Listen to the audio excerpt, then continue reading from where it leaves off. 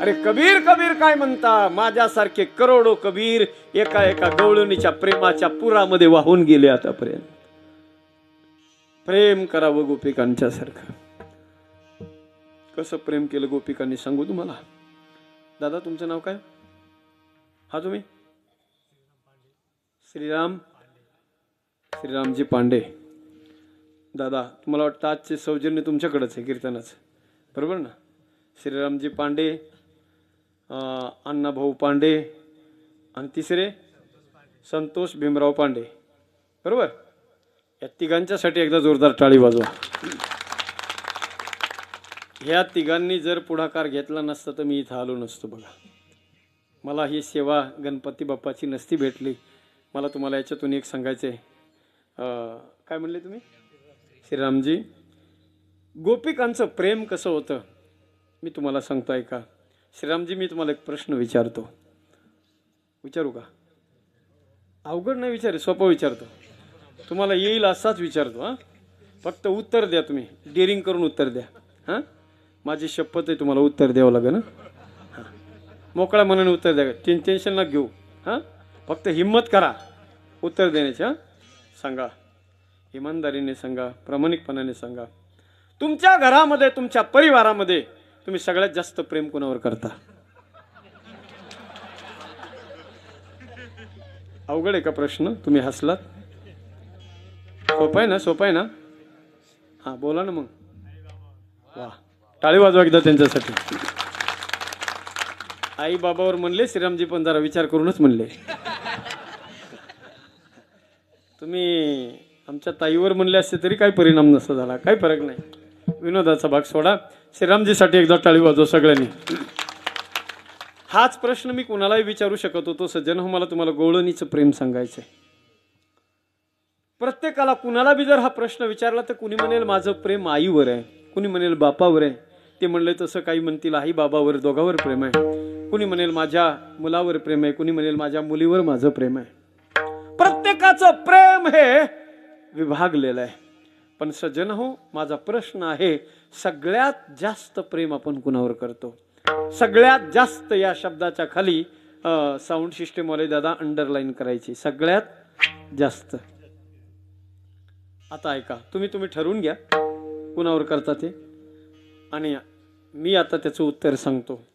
तुम्ही, आम्ही, आपण सर्वच जण सगळ्यात जास्त प्रेम कुणावर करतो? माझं उत्तर जर तुम्हाला पटलं तर जोरदार टाळी वाजवायची, जर नाही पटलं तर अजिबात सक्ती नाही. पण मनातून जर खरं वाटलं ना की नाही हे बरोबर आहे, हे आन्सर बरोबर आहे, तर जोरदार टाळी वाजवायची. चालेल ना? सांगू का मग? हो श्रीराम भाऊ, सांगू? ऐका, सगळ्यात जास्त जगातला प्रत्येक माणूस सगळ्यात जास्त प्रेम कुटुंबामध्ये, परिवारामध्ये कुणावर करतो? आपल्या घरामध्ये, आपल्या परिवारामध्ये जे सगळ्यात छोटं बाळ आहे, 1-1.5 वर्षाचं छोटं बाळ, त्या बाळावर माणसं सगळ्यात जास्त प्रेम करतात. सगळ्यांनी 8 दिवस पत्नी माहेराला गेली, फरक पडत नाही.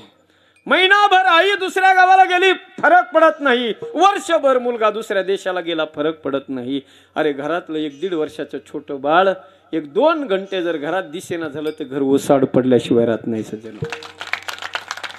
घरातलं चैतन्य म्हणजे छोटं बाळ, निरागस बाळ, निरागस. अरे आमच्या या माय माऊल्यांनी आपल्या घरातल्या छोट्या बाळाला सकाळी अंघोळ घालावी, चांगले कपडे घालावेत, त्याचा शृंगार करावा, गालावर काजळाचा टिपका लावावा, आणि त्या 1 वर्षाच्या बाळाला रस्त्यावर आणून उभं करावं.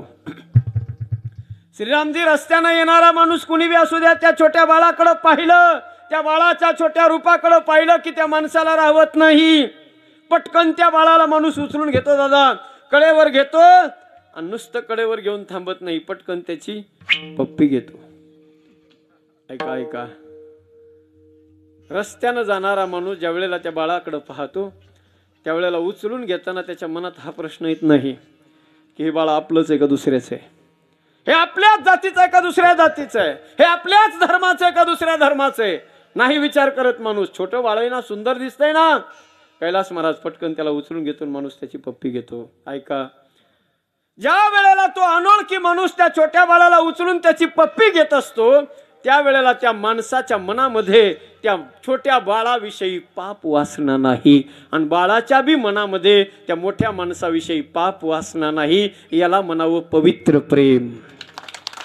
आणि इतकं पवित्र प्रेम केलं सज्जन हो माझ्या गोपिकांनी. घररिगी झाले पटरा निबळे. नाही जगाचा विचार केला, लोक लज्जेचा विचार केला नाही. वरिले सावळे पर ब्रह्म. एकदा आता देवाचं झालं ना, त्याच्यावर प्रेम केलं ना, तर पुन्हा लोक काय म्हणतील त्याचा भी विचार नाही. क्या कहेंगे लोग और सबसे बड़ा है रोग. नाही विचार केला. प्रेम करावं त्या गोपिकांच्या सारखं सज्जन हो.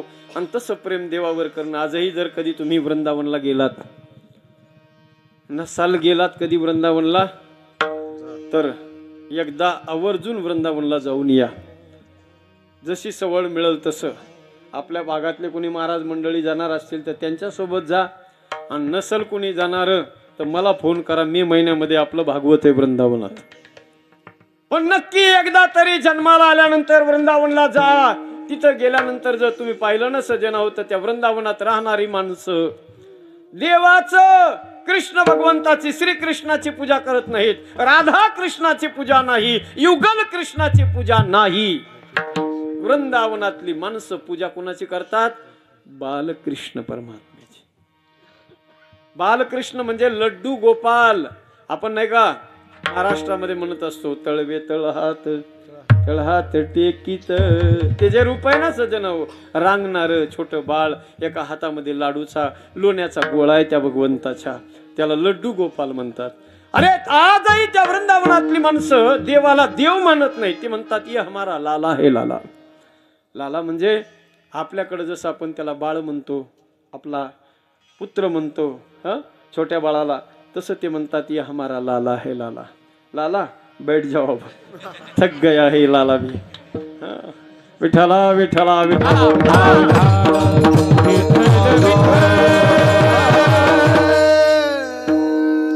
याला वाटलं सुरू झाल्यापासून ऍडव्हर्टाईज नाही, जाहिरात नाही, काहीच नाही मध्ये.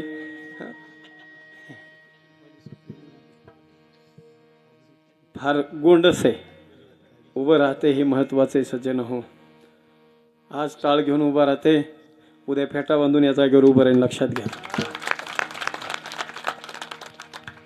सोपं नाहीये. आपले लेकरं जर पाहिले तर कुठं बी तिकडे उड्या हानी धिंडत आहेत.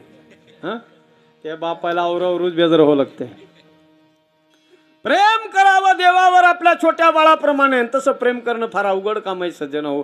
कुणाला बी ते जमत नाही. म्हणून माझे तुकोबाराय म्हणतात, निवडे तो बळी विरळा शूर, निवडे तो बळी विरळा शूर, विरळा शूर, निवडे तो बळी.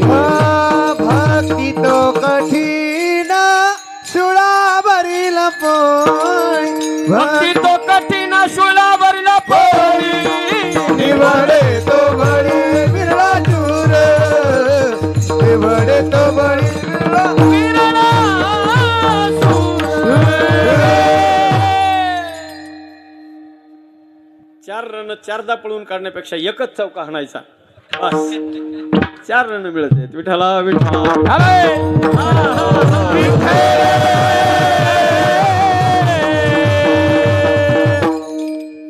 कुणाला बी नाही मिळत. गणेश दादा भक्तिरूपी पोळी कुणाला बी मिळत नाही. तुकोबाराय म्हणतात त्याच्यासाठी कोण पाहिजे? शूर. शूर कुणाला म्हणतात ऐका पोरांनो.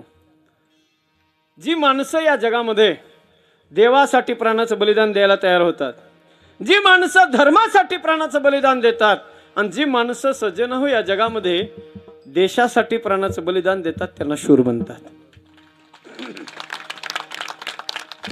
थोडीशी थंडीची झुळूक आपल्याकडे आली की माणसं डबल ब्लँकेट अंगावर घेते तरी थंडी जात नाही. पण किती बी कडाक्याची थंडी येऊ द्या सज्जन हो, हिमालयामध्ये, हिमालयाच्या दुर्गम भागात, सियाचीन सारख्या अतिशय खडतर भागात, ज्या ठिकाणी -50 डिग्री सेल्सिअस तापमान असते, त्या ठिकाणी माझ्या देशाचे जवान आज बी स्वतःला कमरे एवढं बर्फात गाडून घेतात. खांद्यावर AK-47 मशीन गन असते सज्जन हो. रात्र रात्र डोळ्यात तेल घालून जागून काढतात. एक एक इंच या देशासाठी, या मातीच्या रक्षणासाठी उभे असतात. मस्तकाला कफन बांधलेलं असते. जगण्यासाठी उभे नाहीत ते देशाचे जवान. अंतःकरणामध्ये एकच त्यांच्या इच्छा असते सज्जन हो.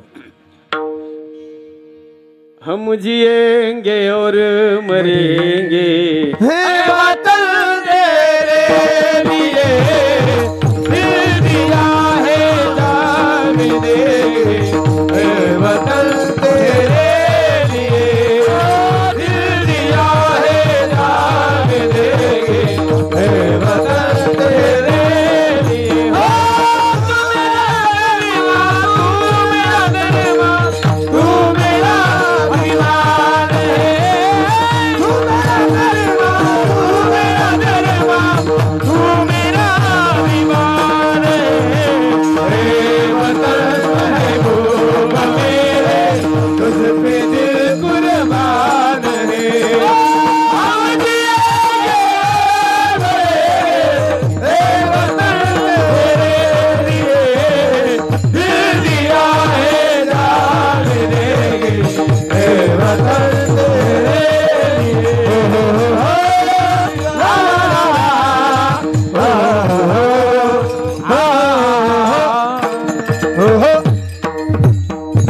भारत माता की जय। जयकारा जोर से लगाओ जरा, भारत माता की जय। वा वा, एवढं तरी कमीत कमी करू शकतो ना आपण, हा त्यांच्यासाठी. एवढा जयकारा जरी आपण जोरात लावला ना सज्जन हो, त्या जवानाचं माझं आयुष्य वाढल्याशिवाय राहणार नाही सज्जन. जगण्यासाठी उभे नाहीतच ना ते, जगण्यासाठी उभे नाहीत. जगात लाखो नोकऱ्या सज्जन हो जगण्यासाठी, पण उमेश दादा एकच जगात नोकरी मरण्यासाठी, ती म्हणजे माझ्या देशाच्या जवानाची नोकरी सज्जन.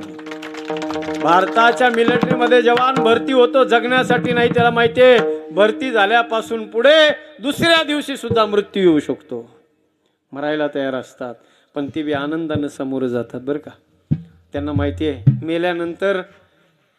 मेल्यानंतर खरं भाग्य आहे आमच्या जीवनातलं. जवानांची इच्छा असते तिरंग्यामध्ये आपली बॉडी गुंडाळून यावी. हे कोणाच्या भाग्यात आहे सज्जन हो. काय म्हणतात ते जवान ऐका, एक शेर सांगतो तुम्हाला. जवानांची भावना आहे सज्जन हो. ते म्हणतात, दुनिया में मिल जाएंगे आशिक कहीं, दुनिया में मिल जाएंगे आशिक कहीं, पर वतन से हंसी सनम नहीं होता। दुनिया में मिल जाएंगे आशिक कहीं, पर वतन से हंसी सनम नहीं होता। हीरो में सिमट कर सोने से लिपट कर मरते हैं कहीं, हीरो में सिमट कर सोने से लिपट कर मरते हैं कहीं, पर तिरंगे से खूबसूरत कोई कफन नहीं होता। ही भावना देशाच्या जवानांचे सज्जन. जी माणसं देशासाठी प्राणाचं बलिदान देतात त्याला शूर म्हणावं. धर्मासाठी प्राणाचं बलिदान देणारी माणसं शूर आहेत बघा. लाखो लोकांनी आजपर्यंत, पोरांनो ऐका, लाखो लोकांनी आजपर्यंत आपला हा धर्म जिवंत ठेवण्यासाठी प्राणाचं बलिदान दिलेलं आहे. आज प्रयागराज तीर्थक्षेत्रावर जो कुंभमेळा चालू आहे, न भूतो न भविष्यती, 144 वर्षानंतर पहिल्यांदा एवढा दिव्य आणि भव्य स्वरूपामध्ये कुंभमेळा होतोय. हे जर काय असेल तर सज्जन हो, माझ्या हिंदुत्वाचं प्रदर्शन हे ध्यानात घ्या. नाहीतर निधर्मी लोक याला टार्गेट करायला तयारच आहेत. चुकतंय कुठं, काय होतंय. प्रपंचामध्ये 4 माणसं असतात तर भांड्याला भांड वाजतंय सज्जन. थोडंफार तरी कमी जास्त होतंय. अरे रोज जिथं करोडो लोक तिथे येतात, का नाही होणार थोडंफार तिथं काही. पण तरी सुद्धा चोख व्यवस्था आहे 100% सज्जन हो. तरीही काही काही डोम कावळे नुसतं बघायलाच आहेत. होतंय काय काहीतरी आणि आपण लगेच बाईट द्यायला पुढं हजर. अशा निधर्मी लोकांपासून सावध राहिलं पाहिजे सज्जन हो. त्यांना काय म्हणायचं नाही, आपलं संघटन दाखवायचं. दुसऱ्याची रेस आपल्याला पुसायची नाही, आपली मोठी करायची. आपली मोठी केली की दुसऱ्याची पुसल्यातच जमा होत असते. पहा, धर्मासाठी या देशामध्ये लाखो लोकांनी प्राणाचं बलिदान दिलंय. त्याच्यावर मी अधिक बोलत नाही सज्जन हो. फक्त एकच सांगेल, माझ्या महाराष्ट्राचा जर विचार केला, धर्मासाठी प्राणाचं बलिदान देणाऱ्या लोकांची यादी जर आपण आपल्या डोळ्यासमोर आणली ना, तर सगळ्यात पहिलं फक्त एकच नाव डोळ्यासमोर येते, ते म्हणजे माझ्या छत्रपती शंभूराजाचं. सज्जन हो, ज्या वेळेला बादशाहनं माझ्या शंभूराजाला पकडून आणलेलं आहे, हजारो साखळदंडाने एखाद्या हत्तीला बांधून आणावं सज्जन हो, तसं बांधून आणलेलं आहे. शंभूराजाकडे पाहिल्याबरोबर बादशाहच्या तळपायाची आग मस्तकाला गेली. मुखातून शब्द निघाले, अरे ये वही सांबा है, ये वही सांबा है जिसने हमारे नाक में दम करके रखा है. फाड़ डालो इसकी आंखें, नोच डालो आंखें. लाल तापलेल्या सळया माझ्या शंभूराजाच्या डोळ्यात घातल्या. सर्रवाद झाला, रक्ताच्या चिळकांड्या बाहेर आल्या. एवढ्यावर नराधम थांबले नाही. 42 दिवस अंगावर उकळतं पाणी टाकलं मायबाप. 42 दिवस तब्बल उकळतं पाणी अंगावर टाकलं. नखानं अंगाची साल सोलून काढली. हाताचे पायाचे नख चिमट्याने ओढून काढली बाहेर. अरे जणू एखाद्या पर्वतावरून गिरूच्या धाराखाली वाव्यात तसे अंगावरून रक्ताचे पाट वाहत होते. हरा मासाचा देह रक्तानं लाल झाला होता. सगळीकडे रक्त रक्त आणि रक्त सांडलेलं आहे. आणि ज्या वेळेला बादशहाला शंभूराजाची गर्दन धडा वेगळी करायचे, त्यावेळेला बादशाह शंभूराजाला विचारतोय, बोल सांभा, इस्लाम कबूल है? माझ्या शंभूराजानं उत्तर दिलं, बादशाह, जोपर्यंत शेवटचा श्वास आहे, जोपर्यंत शेवटचा रक्ताचा थेंब आहे, तोपर्यंत जगेल तर हिंदू म्हणून आणि मरेल तरी हिंदू म्हणूनच. धर्मासाठी जागरा पोरांनो. जागरण धर्माचं करणं फार गरजेचं आहे. हे जे सप्ताह चालू आहे ना, हे धर्म जागृतीचा यज्ञ आहे. बघा, गावकऱ्याचे पंचक्रोशी करायचे पैसे जास्त झाले म्हणून हे सगळं चालू आहे, हा डोक्यातून गैरसमज काढून टाका. हा धर्माचा यज्ञ आहे. क्लास 1 अधिकारी जरी झालात तर 2 गोष्टी करायला कधी लाजू नका. केवढ्या बी VIP ऑफिस मध्ये गेलात तरी कपाळाला तिलक लावायला लाजू नका आणि डोक्याला शेंडी ठेवायला कधी लाजू नका. सज्जन, धर्मासाठी प्राणाचं बलिदान देतात ना, त्याला शूर म्हणावं. आणि खरा शूर आहे देवासाठी प्राणाचं बलिदान द्यायला तयार होतो. देह जाओ अथवा राहो, शूर त्याला म्हणावं. निवडे तो बळी विरळा शूर. बाकीच्या जगात जर बघितलं तर जेथे पाहे तेथे देखीचा पर्वत पायाविन भिंत तातडीचे. खऱ्या भक्तीचा गोडवा जोपर्यंत ती भक्ती मुरत नाही सज्जन हो, तिचं मर्म कळत नाही, तोपर्यंत गोडवा नाही. आणि एकदा भजन करून करून करून करून भक्तीला गोडवा आला की जगाचा बाप ती पोळी खायला, पूर्णाची पोळी खायला वैकुंठ सोडून तुमच्या घरी येतो. ज्या सुखा कारणे देव वेडावला, सुखा कारणे देव वेडावला, वैकुंठ सोडून सदनी राहिला, वैकुंठ सोडून सदनी राहिला, सदनी राहिला, सदनी राहिला. वाह, टाळी वाजवा एकदा जोरदार. या सुखा कारणे देव वेडावला. जगाचा बाप त्याला वेळ लागेल तुमच्या भक्तीचा सज्जन हो. आणि तुमचं घर विचारत विचारत तुमच्या घरी तो परमात्मा येईल. देव आपल्या घरी यावं यासाठी आपल्या भक्तीला गोडवा प्राप्त झाला पाहिजे. तुकोबाराय म्हणतात, पण तो देव येऊन आपल्या भक्तीचा गोडवा चाखण्यासाठी बेधुंद होऊन नाचतो सुद्धा. ज्या वेळेला संत चंद्रभागेच्या वाळवंटामध्ये भक्तीचा आनंद घेत होते, रांग लागलेली आहे संतांची. कुठून? वाळवंटापासून महाद्वारापर्यंत, वाळवंटापासून महाद्वारापर्यंत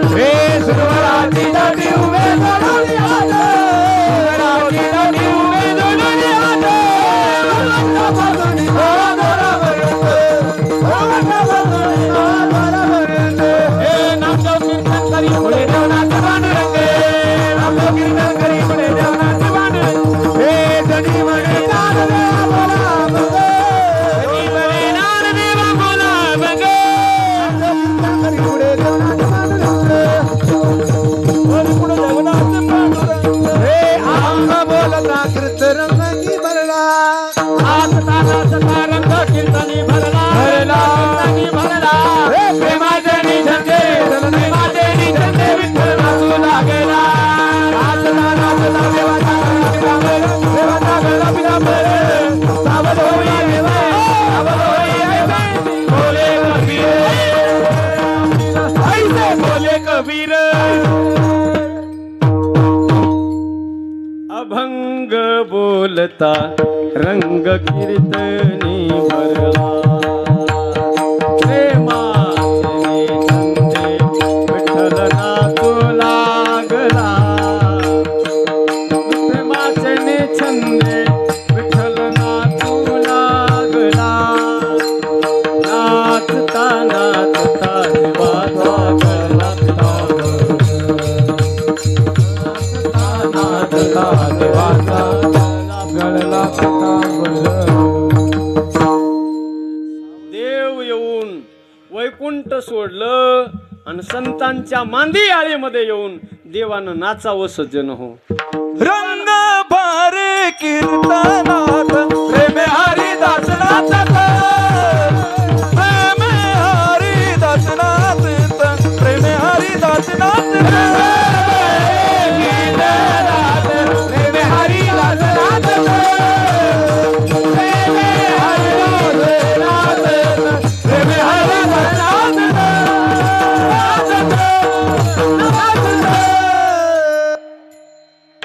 शम्मा बुझ गई तो महफिल में रंग आया और समय बीत गया तो जीने का ढंग आया वेळ मोठी दुश्मन आहे पा पटापटाच काटा पळतोय कधी काटा ठेप्यावर जातोय कळतच नाही हा जेव्हा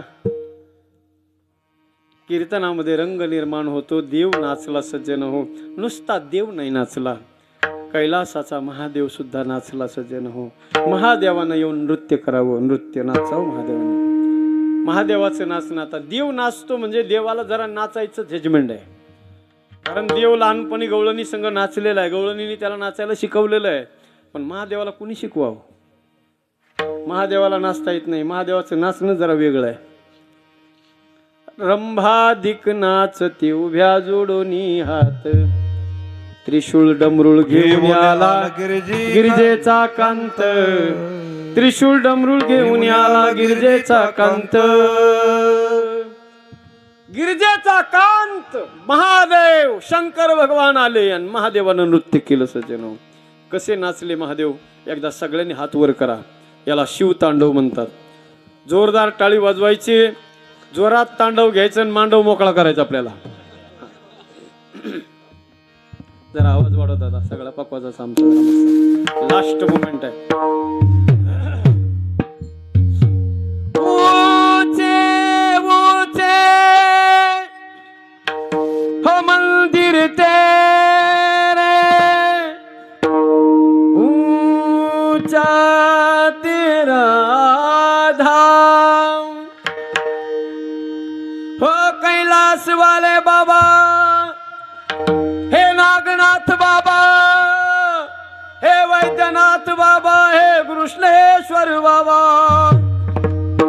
हम करते हैं तुझे प्रणाम शैलशृंग सम विशाल जटाजूट चंद्रभाल वाह वाह वाह शैलशृंग सम विशाल जटाजूट चंद्रभाल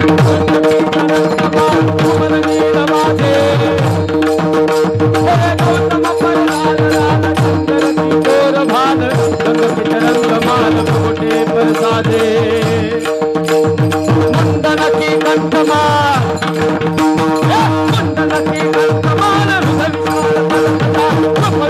हर दयाल राधे टम टम टम टम नाग शेष सर्व साध